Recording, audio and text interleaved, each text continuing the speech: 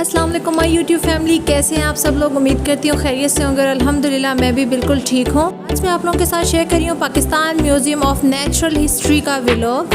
दिन की बारिश के बाद आज धूप निकली है और हल्की हल्की हवा चल रही है, इसलिए बहुत ज़्यादा गर्मी नहीं है। ये म्यूजियम शक्करपड़िया के रास्ते में आता है। अभी हम पहुँच चुके हैं म्यूजियम के बाहर। आज का ये व्लॉग उन लोगों को बहुत ज़्यादा पसंद आएगा जो हिस्ट्री लवर्स हैं। वीडियो में मजीद आगे बढ़ने से पहले चैनल को सब्सक्राइब कर दें और लाइक के बटन को प्रेस कर दें। पार्किंग के एरिया से निकलते हुए चलते हैं इनके मेन गेट की तरफ। यहाँ पर मेन गेट से बाहर पार्किंग एरिया में बहुत ज़्यादा फूड के स्टॉल्स आपको मिल जाएंगे। म्यूजियम का विजिट आपने जब भी करना है आपने टाइमली जाना है, क्योंकि म्यूजियम का टाइम होता है सुबह से लेकर शाम तक। तो अभी हम इसके मेन गेट के करीब पहुँच चुके हैं और यहाँ से आपको मैं व्यू दिखा रही हूँ पूरा बिल्डिंग का। तो अभी हम जा रहे हैं मेन गेट की तरफ और वहाँ जाकर हम लेंगे टिकट। और यहाँ से आप देख सकते हैं मेन गेट को। यहाँ पर सिक्योरिटी और चेकिंग काफ़ी अच्छी थी। यहाँ पर जो हमने टिकट लिया है उसकी प्राइस मुझे नहीं मालूम, क्योंकि वो मेरे हस्बैंड ने लिया था और टिकट के क्योंकि पैसे चेंज होते रहते हैं इसलिए आपको कंफर्म प्राइस मैं बता भी नहीं सकती। अब यहाँ मेन गेट से जैसे ही आप इंटर होंगे तो आपकी लेफ्ट साइड पे आपको नज़र आएगी एक कैंटीन, जिससे कि आपको रिफ्रेशमेंट की तमाम चीज़ें आसानी से मिल जाती हैं। कैंटीन के पास छोटा सा एरिया है बैठने के लिए, लेकिन उसे बहुत ही खूबसूरत बनाया हुआ है। इसके बाद आप सामने देखेंगे तो यहाँ पर सबसे पहले आपको वेलकम करता है ये ग्रीन कलर का डायनासोर, और इसी की दूसरी साइड पे बना हुआ है सिक्योरिटी ऑफिस। इस बोर्ड पर आपको पूरा नक्शा नज़र आ रहा है इस बिल्डिंग का कि किस फ्लोर पे आपको क्या चीज़ें मिलेंगी। तो यहाँ से आगे हम बढ़ते हैं और यहाँ पर लॉन के अंदर आपको नज़र आ रही है ऊपर बहुत बड़ी फ़िश का एक स्ट्रक्चर इन लोगों ने बनाया हुआ है, शायद ये वेल मछली का है। यहाँ पर बहुत ही खूबसूरत नीट एंड क्लीन सा लॉन, और यहाँ पर मैं रुककर आपको एक बार फुल व्यू दिखाती हूँ इस बिल्डिंग का। और यहाँ पर इन्होंने गेट के पास बनाई है बहुत ही खूबसूरत सी बटरफ्लाई, जो कि गमले और फ्लावर्स के साथ बनाई हुई है। साथ ही बिल्डिंग के ऊपर बहुत ही खूबसूरत सा करके लिखा हुआ है पूरा म्यूजियम का नाम। और यहाँ पर है इनका सेकंड गेट जो कि बंद था, शायद ऑफिस वर्क जो करते हैं लोग उनके लिए ओपन होता था, और साथ में ऑफिस की बस भी खड़ी हुई थी। यहाँ से आप देखें कितनी खूबसूरत ये बिल्डिंग है। मैं यहाँ पर वीडियो बनाने में मसरूफ़ हूँ और अफनान को जल्दी है बिल्डिंग के अंदर जाने की। यहाँ से चल के अब इंटर होंगे हम बिल्डिंग के अंदर, और यहाँ पर मैंने सिक्योरिटी गार्ड से पूछ लिया था कि अंदर कैमरा अलाउ है या नहीं। सुबह का टाइम है इसलिए रश भी बहुत कम है, बहुत ज़्यादा रश नहीं अभी तक बना है, और हम लोग टाइमली यहाँ पर पहुँच गए हैं। तो यहाँ पर जैसे ही हम इंटर हुए, वाओ ठंडक एसी की ज़बरदस्त। यहाँ पर साथ ही शीशे में रखा हुआ था एक खूबसूरत सा मॉडल, लेकिन ये मुझे इस बिल्डिंग का नहीं लगा और मैंने इसकी हिस्ट्री पर गौर नहीं किया कि ये किस जगह का इन्होंने मॉडल बनाकर रखा हुआ है। और दूसरी साइड पे इसके बना हुआ है रिसेप्शन एरिया, यानी कि अगर आपको कोई इशू हो तो आप उनसे बात कर सकते हैं और अपना सामान वगैरह भी उनके पास रखवा सकते हैं।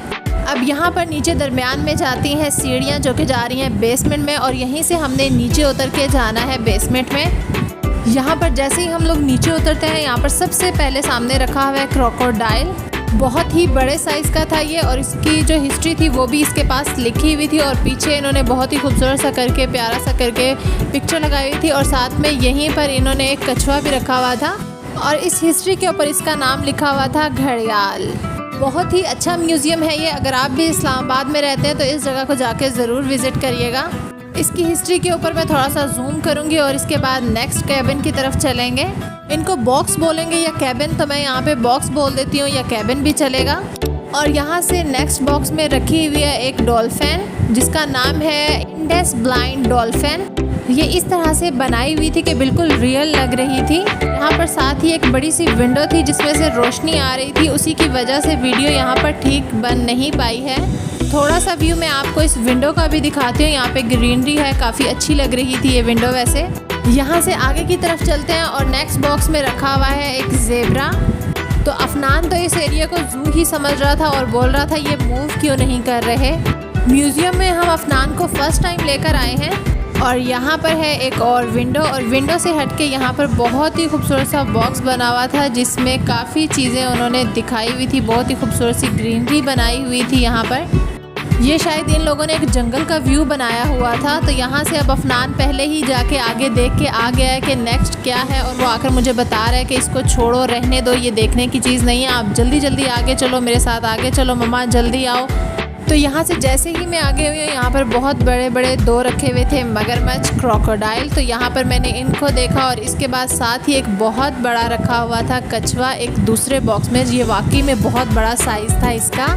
इसके बारे में यहाँ पर कुछ इसकी हिस्ट्री भी लिखी हुई है। तो यहाँ पर पहुँचने के बाद जब मैंने बैग पे देखा तो यहाँ पर बना हुआ था कि गारों में लोग लाइफ कैसे गुजारते थे।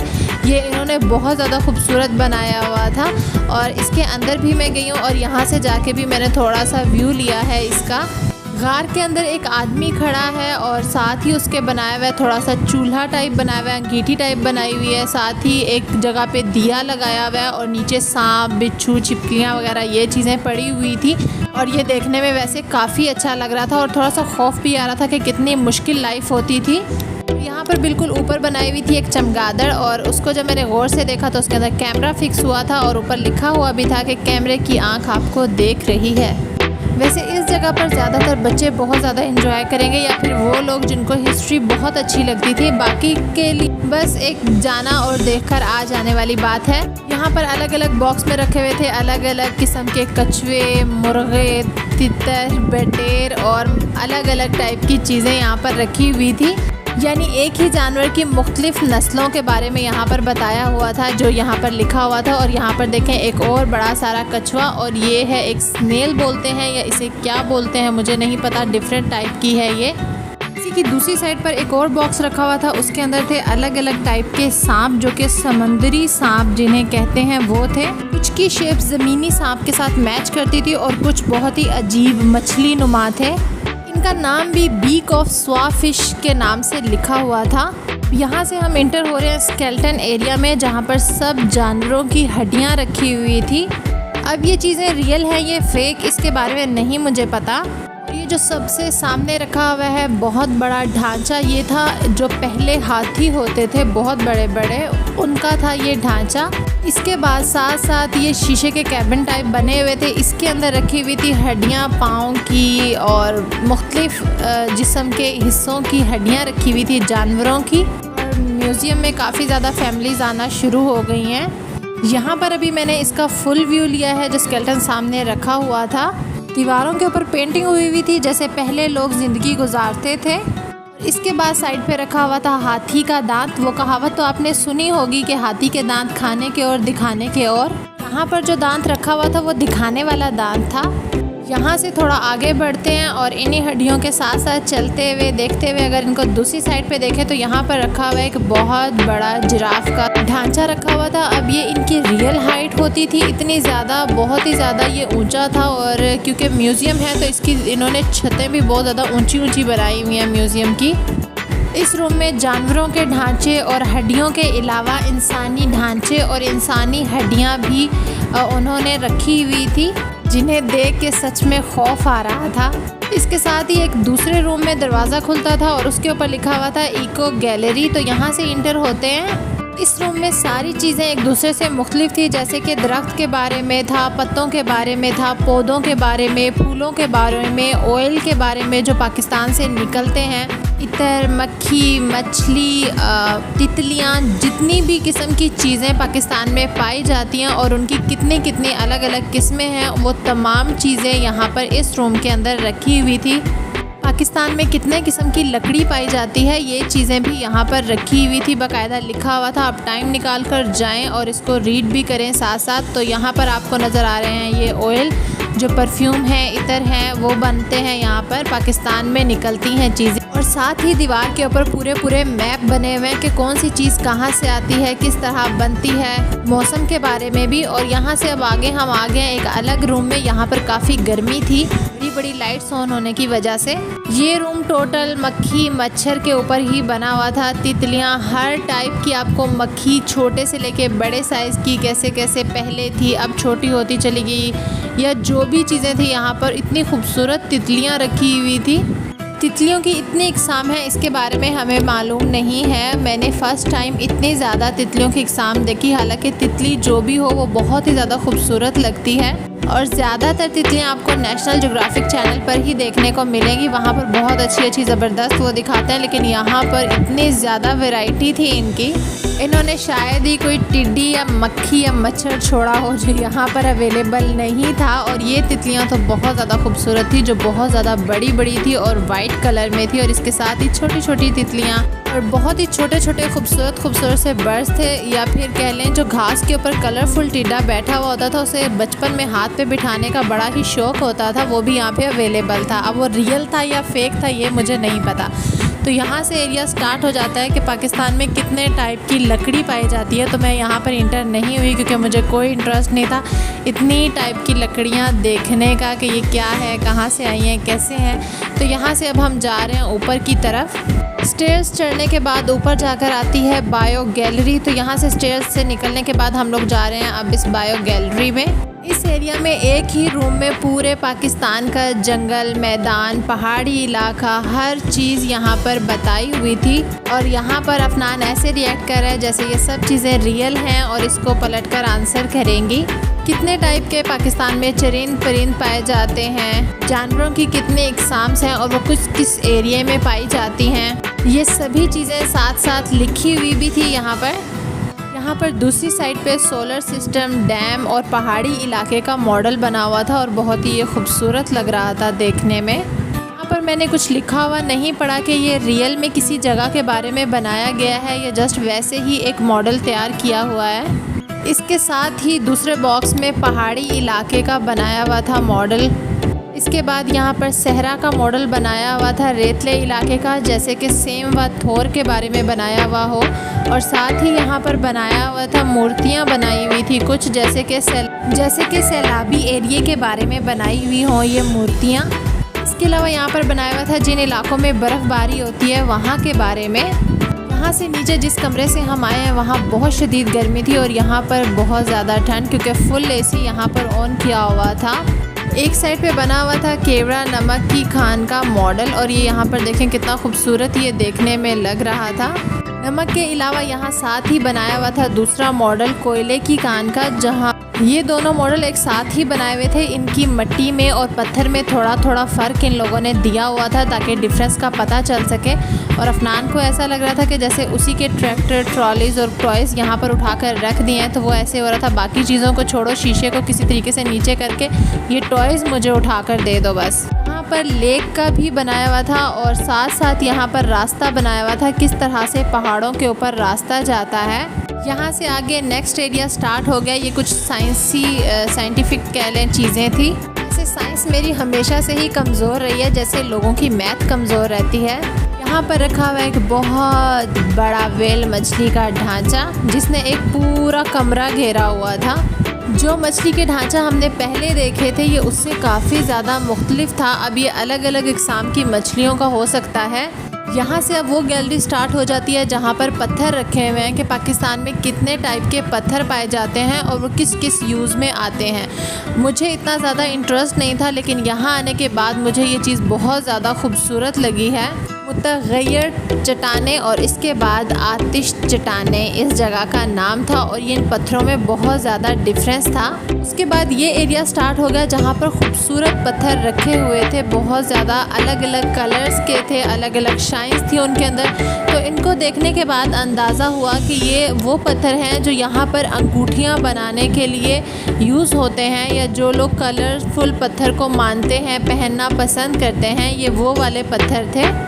आपको कौन सा पत्थर अच्छा लगता है? क्या आप उसको लकी समझकर पहनते हैं या खूबसूरत हाथ में लगता है इसलिए पहनते हैं? तो कमेंट में ज़रूर बताइएगा।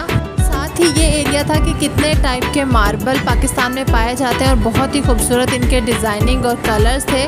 तो यहाँ पर आप देखें बहुत ही प्यारी सी शील्ड्स रखी हुई हैं कि किस किस पत्थर को कौन कौन सी शील्ड मिली हुई है, नाम लिखा हुआ है। तो यहाँ पर अब हम लोग थक चुके हैं और यहाँ से निकल रहे हैं हम लोग बाहर की तरफ। हम लोग तकरीबन 3 बिल्डिंग्स घूम कर आए हैं, अंदर ही अंदर से चल के, और नीचे बेसमेंट और फिर ऊपर। तो अब हम आ गए मेन गेट की तरफ जहाँ से हम लोग इंटर हुए थे। साथ साथ कुछ ठहर कर हम बच्चों की पिक्चर्स भी बनाते रहे हैं। और अब हम लोग जा रहे हैं कैंटीन की तरफ, और कैंटीन की दूसरी साइड पे एक बहुत बड़ा डायनासोर बनाया हुआ है जिसकी वजह से हम ख़ास तौर पे उस तरफ जा रहे हैं। कैंटीन बहुत ही छोटी सी है, लेकिन इन्होंने बैठने के लिए जो जगह बनाई हुई है ये काफ़ी खूबसूरत बनाई हुई है। और अब बहुत ज़्यादा गर्मी स्टार्ट हो गई है, और वैसे भी अगर आप ठंडे कमरे से बाहर निकलो तो आपको गर्मी ज़्यादा फील होती है। तो यहाँ पर ये लॉन जो बना हुआ था, इसको क्रॉस करते हुए हम आ गए वहाँ पर जहाँ पर बहुत बड़ा डायनासोर बना हुआ था, और इसके इस साइड पर कुछ भी नहीं बना हुआ था, बस ग्रीनरी ही थी। अब यहाँ पर जितना बड़ा साइज़ डायनासोर का है, इतना ही बड़ा इन्होंने कुछ लिखा हुआ था कि जिसको खड़े होकर पढ़ना नामुमकिन था इतने टाइम के लिए। तो यहाँ से आगे बढ़ते हुए जा रहे हैं अब हम लोग बिल्कुल डायनासोर के करीब। बोर्ड पर तो काफ़ी कुछ लिखा ही हुआ था, और यहाँ पर भी इसके नाम के साथ साथ इसकी तारीफ़ में चंद अल्फाज दर्ज थे।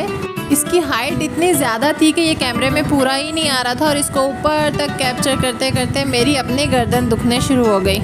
यहाँ पर हम 4 से 5 मिनट रुके हैं, बच्चों की पिक्चर्स वगैरह बनाई है, बच्चे यहाँ पर खेले हैं। यहाँ पर हवा थोड़ी सी चल रही थी और खुला एरिया था, ग्रीनरी थी, ऊपर से छाँव भी थी। तो यहाँ पर हम थोड़ी देर के लिए रुक गए, बच्चों ने काफ़ी इन्जॉय किया इस जगह को। यहाँ पर अफनान काफ़ी ज़िद कर रहा था कि मुझे इसको हाथ लगाना है, मुझे इसके करीब लेकर जाओ। तो मैं इसके करीब लेकर गई हूँ, और इसके नीचे भी हम लोग थोड़ी देर के लिए खड़े रहे। ये शायद अंदर से खाली था या इसके अंदर पानी भरा हुआ था। तो जब हम लोग खड़े हुए थे तो मुसलसल अंदर से पानी इसके गिर रहा था।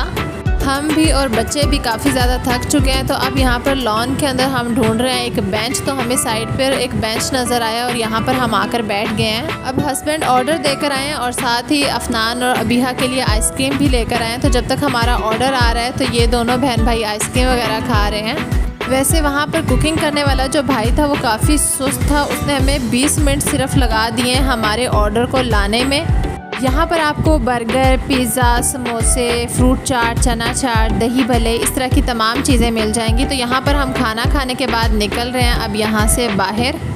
यहाँ से बाहर निकलने के बाद भी मैंने थोड़ी सी वीडियो बनाई है। यहाँ पर इस बिल्डिंग में हम घूम फिर कर आए हैं। तो आपने इस व्लॉग को कितना एंजॉय किया है कमेंट करके ज़रूर बताइएगा।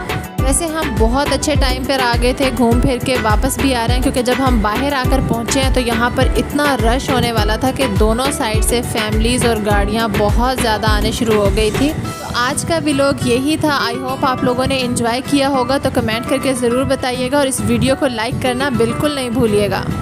अल्लाह हाफिज़।